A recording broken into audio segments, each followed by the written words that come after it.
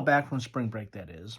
Before I headed out on spring break and was traveling all last week, I got a copy of this pre-production copy of JU-87 Stuka Ace from David Heath of Lock and Load Publishing. This goes, I believe, on GameFound this week. I believe it's March 21st, so just a few days, depending on when I post this. This should be live, and you might want to check this out.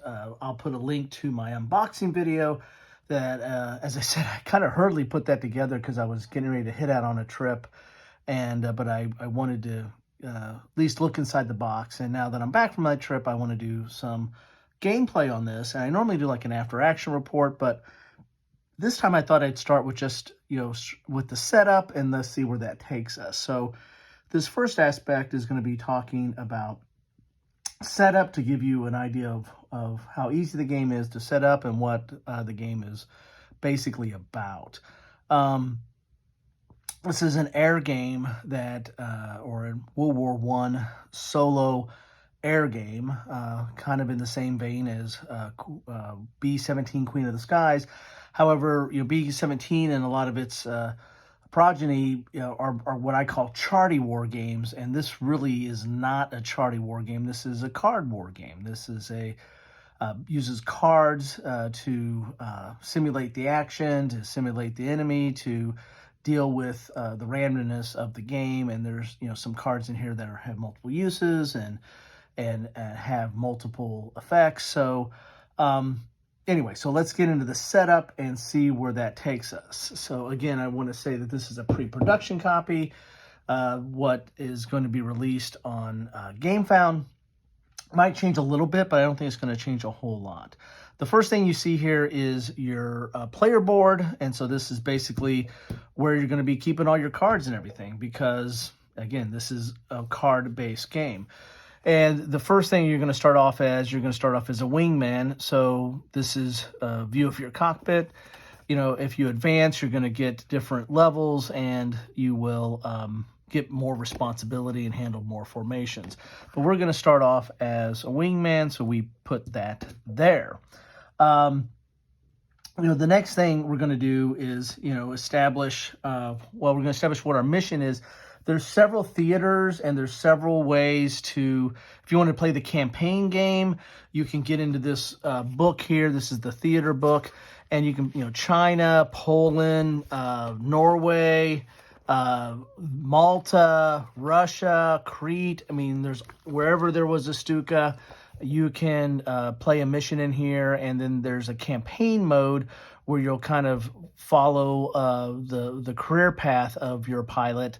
And take on more and varied missions, but they might take on different theaters, or you might stay in the whole theater for your whole career. The book or the rules start out by saying we'll just take mission 1 in Poland. So this is Poland, mission 1.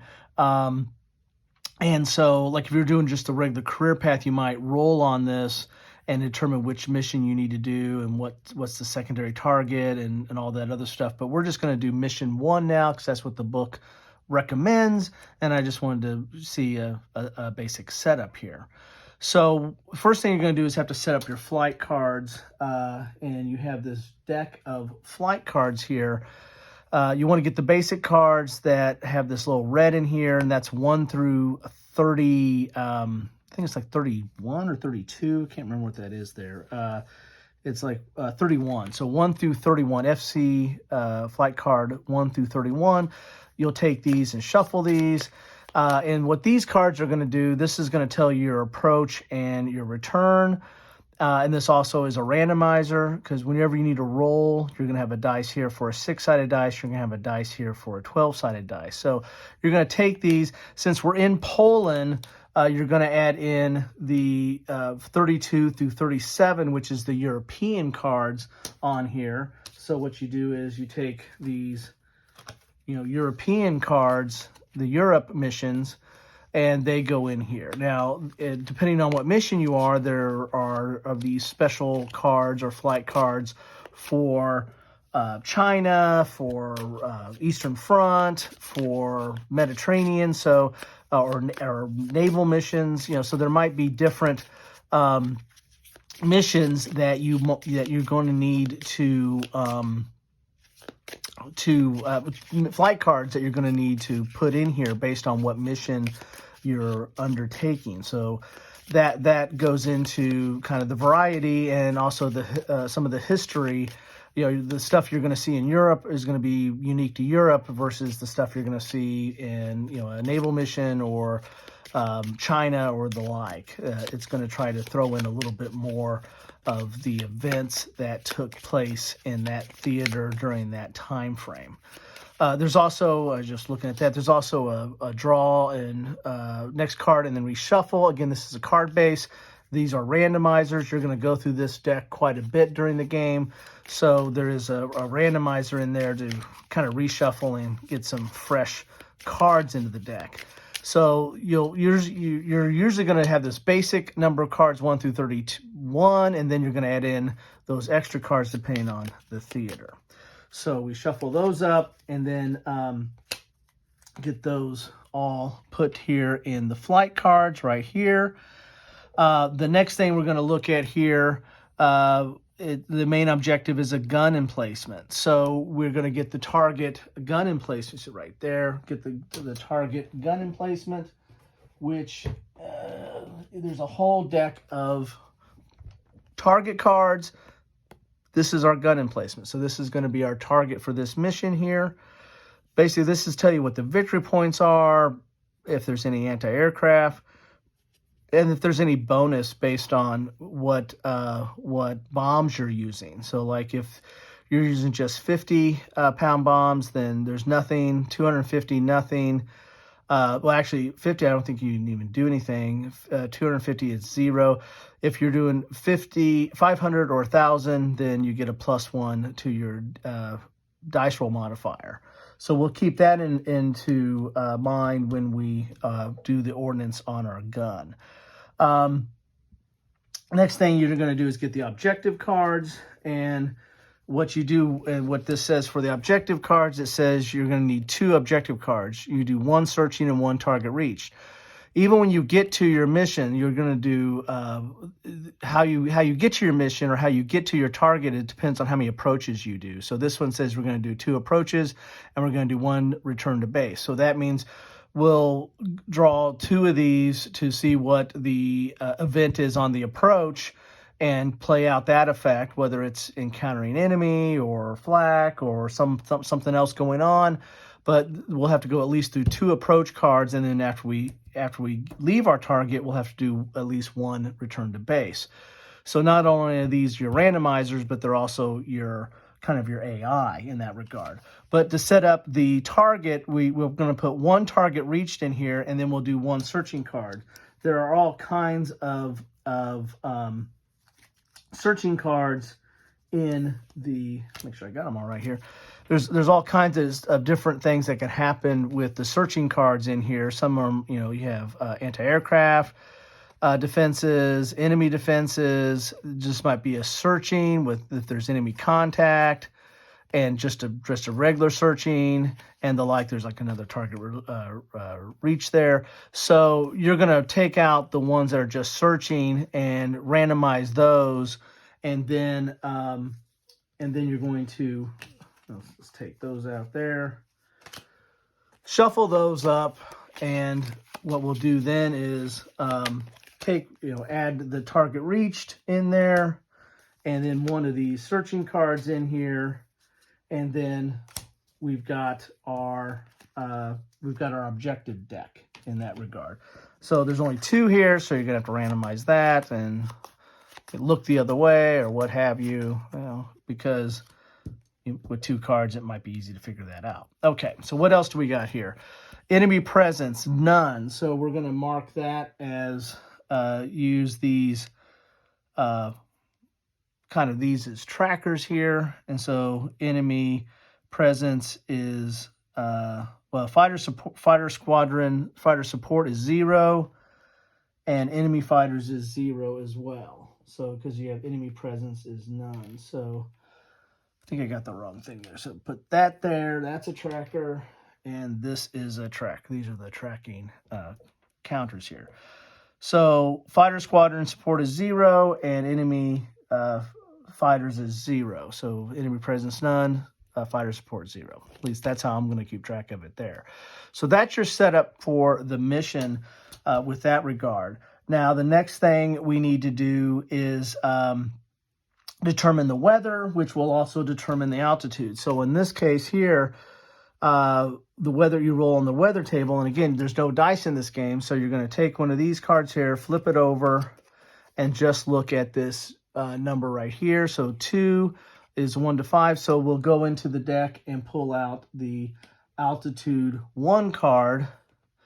This is the alt 1 card there, and so this will go in our altitude. So basically we have clear visibility here. And this card right here will tell you if you're going to go high or low. We'll probably stay high for most of the mission. But this might have modifiers depending upon, how the weather or the visibility might change. But right now we have clear visibility, which is actually relatively good for us in this game. You're also going to have 5 stamina that you start off with the game. Stamina goes right here, and these are these little stamina counters that you're going to use. And stamina is kind of a little bit of a currency in the game to help you, meet certain things or checks or what have you, that you can kind of use that to help out, or you might lose that depending on what some events are in there. So the last thing that I guess we need to have here is we need to have our action cards. Now, our action cards are kind of another randomizer, and it's kind of your hand of cards. This is where you make decisions in the game. And so you're going to use these basic action cards. Again, anytime you see these, like the red, highlighted red on the cards there, that is that's like the basic cards, or the standard deck that you're going to use. It was the same with the flight cards, the same with the action cards. And basically what the action cards have is they have a number here, an action points, which you can use to help modify some dice rolls to meet some checks during the game. But it also might have some special abilities. Like this helps out with strafings. Like this is only a 1 to the modifier, but if you're doing a strafing attempt, this would be a 2, right? Or you can also play it to draw a card here. So it's got multiple effects. You can use the basic effect if you have a special ability that you're using for that circumstance. You probably want to use the special ability if it's got a better number than this. And then you have this ability here, immediate effect down at the bottom, that allows you to do certain things. Like this is evade 2. There's a lot of different things going on here. This one's just a 0 and a 0, so it's kind of a dud card there. So you're going to shuffle these up, and you're going to draw 5 cards to start out your hand there. And that's and I think that as far as the action points, they vary. I think anywhere from 0 to 3 maybe. I don't think there's a whole lot of 3s. I don't think there's a whole lot of 0s. So most of your cards are probably 1 to 2, I would imagine, in there. So let's put those down there, and let's draw out our 5 cards, which we got a 1 there. I'm going to pull this down just a little bit here so you can see a little bit better. We got a 1. We've got a 2 there. We've got a 1 with the strafe. We've got an evade.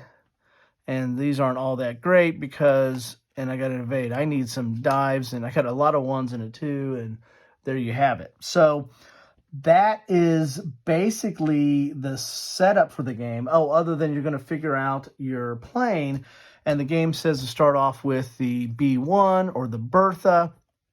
And so you have these plane cards that kind of give you a place where to keep track of any damage or any wounds you might have as a pilot to you or the gunner, to your damage to your engine or to the different structure of the plane. But it also keeps track of where you keep track of your ordnance, the bombs that you're carrying. You can basically carry the B1 can carry one 500-pound bomb on the fuselage, or 2 50-pound bombs or under the wing. But if you're carrying the 500, you can't carry any on your wing. And so if you remember here in our target, we get a +1 if we have a 500-pounder. So we're probably going to put a 500-pounder on here, which just gives us one bomb, which is going to give us one attempt at it. Some missions, give you a bonus if you have multiple bombs. So on those targets, you might want to carry, the lighter bombs, but have more of them to get a little bit more of a splatter effect, but to also get the modifier for the target. Again, the target is going to make a decision on what you do with your plane. Again, some of the decisions that you do in this game. Now, there are two different cards in this. This is the pre-production copy. This is what I think is going to come in like the retail version, but I think GameFound is adding some of these gold-based playing cards. I think the general stats are all the same on here. The only difference is that this gives a little bit of a different coloring of the game, of the plane. It's just an added feature, I think, of maybe one of the GameFound goals. I keep calling Kickstarter, but one of the GameFound goals or one of the extra stretch goals, what have you. You're also going to keep track on here of when you take issues to your maneuver or your engine power. You're going to put one of these tracking icons on there, and that's going to be the effect. So the more you put on here, you're going to get a worse effect on your maneuver or your engine on there. So what I'm going to do is I'm going to get a 500-pound bomb, if I can find one here, and that's what I'm going to go with. I'm going to go with one 500-pound bomb, and I'm going to put this over to the side over here. It's a little bit off screen, but it's there. And there you have it. I think that is the basic setup for the game. I got my charts over here, for my sequence of play. This tells me about to do takeoff. You got to roll for that to see if there's a problem. You've got your approach. We need to do 2. You've got your target, where you're going to be drawing for this objective card and trying to do something. Then you're going to have the return. You have the attack. Hopefully, if you found the target, you're going to have the return to base, which we need to do 1 for this mission. And then there's this refuel. And then, this goes into the attack sequence, a dogfight sequence. Probably won't have the dogfight since their enemy presence is none here. So I'm not expecting a lot of resistance here. This is not Poland, 1939. There wasn't a huge Air Force to be reckoned with there. These other charts go into your dogfighting, and these are some of the experiences you get after missions, because again, this is kind of a role playing or campaign type game where you're going to advance and get more skills and maybe get more responsibility and take on more stuff to do. And get increased hand size. That'll be helpful. Then you got this is like your takeoff damage, crash. All these are all the charts that you need to play the game. So on takeoff, we're gonna have to roll and see if something happens on a 1 to 11. Nothing happens on a 12. We have to do a check, a 4+ check. We could crash on the takeoff or get damaged on the takeoff, and that's not fun. Here's the bomb attack. Here's the strafe attack. Here's a gun attack. We'll get into that when we get into the game, but these are your primary charts that you're going to need. I put them off to the side. There's other player aids in the game, like your theater charts and tables, but those are, I think, more for the campaign and an extended game. We're just going to start with just one mission here, so we really don't need to get into this. And then you have your pilot campaign log, which is probably going to make a copy of this, because this is player aid right now, but this is where you write down your pilot name, your first assignment, your rank. We're in 39. We put down Poland, and then there's going to be a certain number of missions that you need to do, and what's your aircraft, and you keep track of your whole career here in any kind of skills or awards or the like on this chart here. So I'm going to put those off to the side because I don't think we really need those now. So this is the setup. Then I'm going to get into the mission a little bit and see what this game is about. But I thought you might want to see what the setup looks like. Thanks.